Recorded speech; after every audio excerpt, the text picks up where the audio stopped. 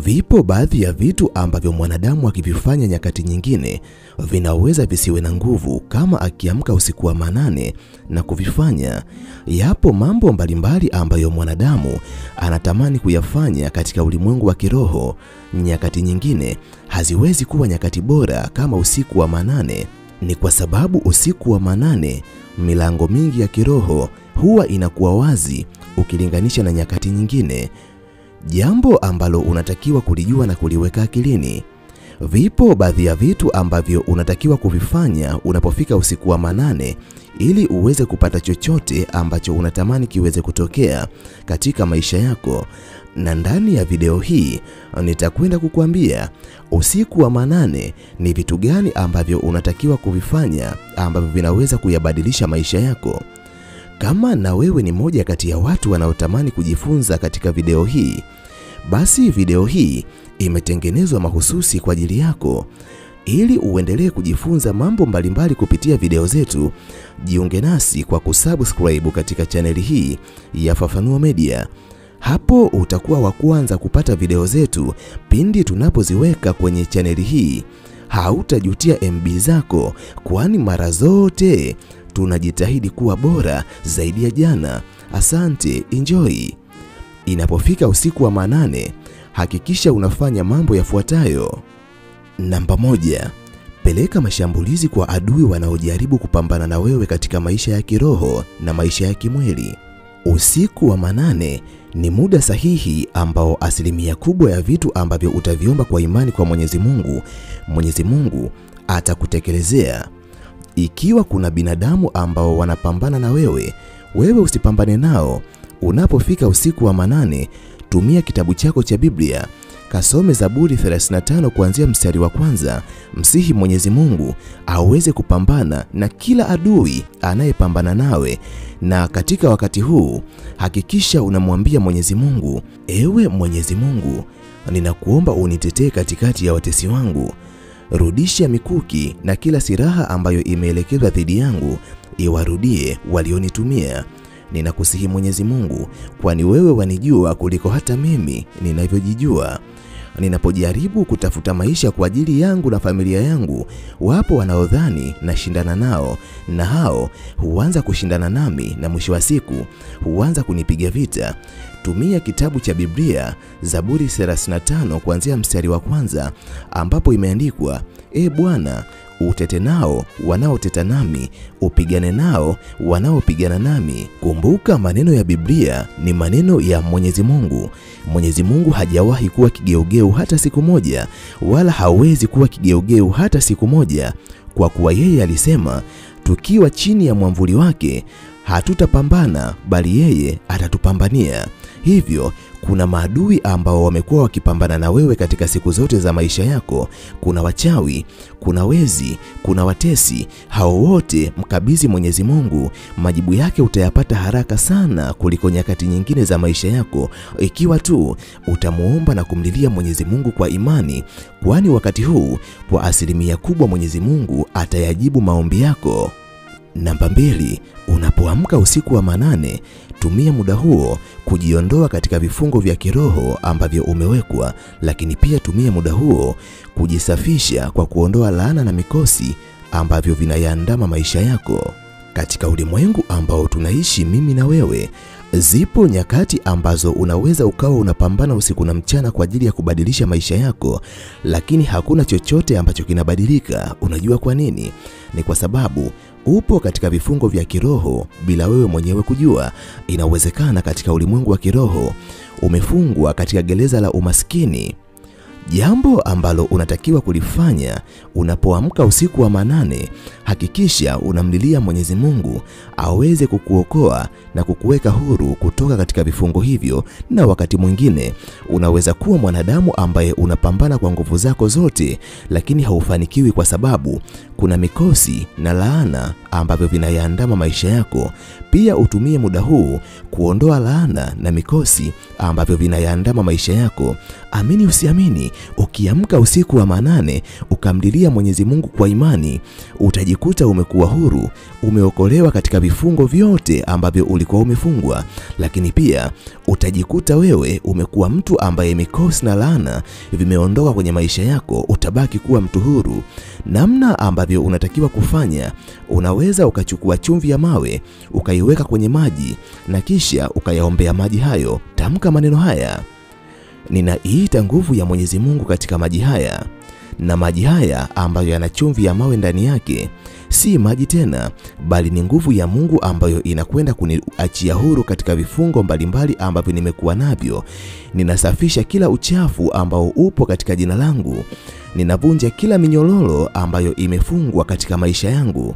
Ninaondoa kila laana ambayo inazuia maisha yangu yasifikie katika hatima ya mafanikio. Ninaondoa kila uchawi ambao umetupiwa katika maisha yangu. Utakapoyaombea maji ambayo umeiweka chumvi ya mawe ndani yake, chukua karatasi, andika jina lako kwa ufasaha. Kisha karatasi hiyo ambayo umeliandika jina lako iweke ndani ya glasi ambayo ndani yake kuna maji na chumvi ya mawe.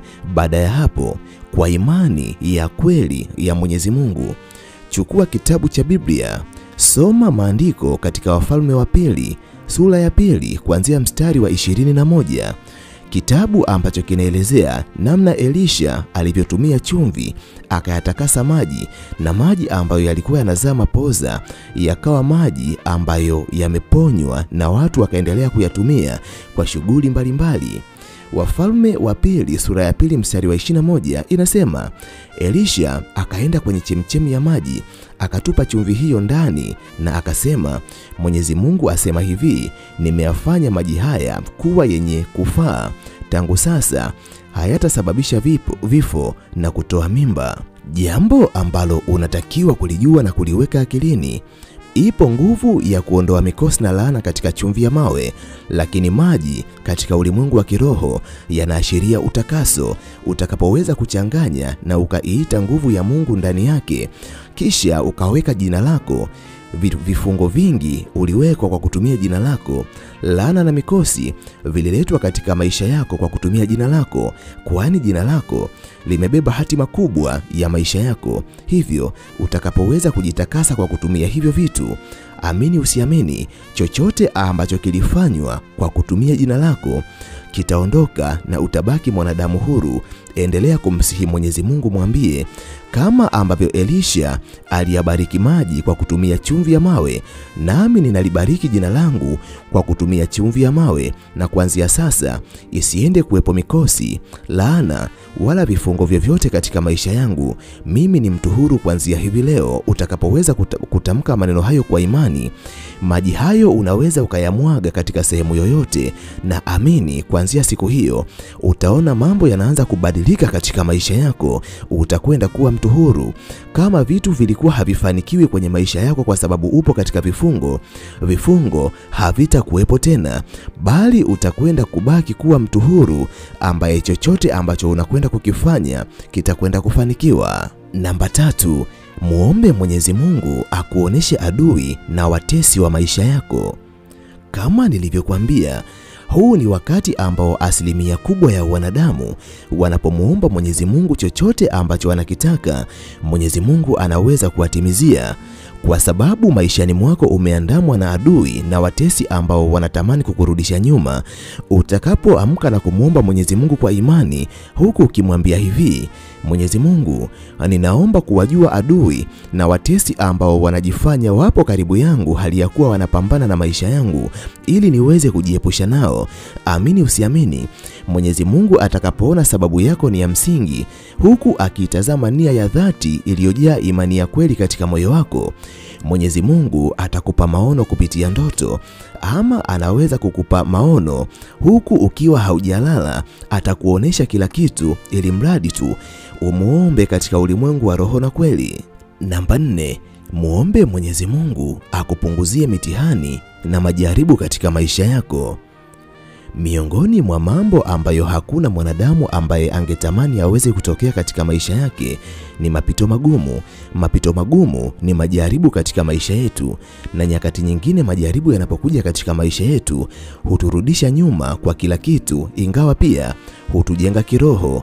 Mwenyezi Mungu anapokuletea majaribu, anakuletea pia njia ya kuyashinda majaribu hayo, lakini wakati mwingine kwa sababu ya uhaba wa imani yako, unaweza usione njia ambayo unaweza kuitumia kuyashinda majaribu ambayo yamekuja katika maisha yako, na ukajikuta umeanguka kiimani. Ni binadamu wangapi leo ambao hawaamini kuna Mwenyezi Mungu kwa sababu ya majaribu ambayo yalikuja kwenye maisha yako? Bila shaka ni wengi sana.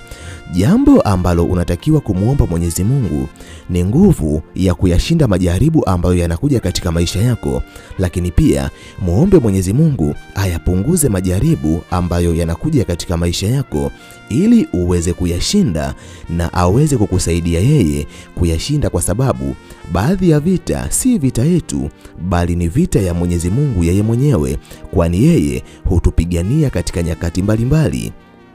Namba 5, unapoamka usiku wa manane, muombe Mwenyezi Mungu akuoneshe kusudio la wewe kuumbwa na kuletwa katika hii dunia.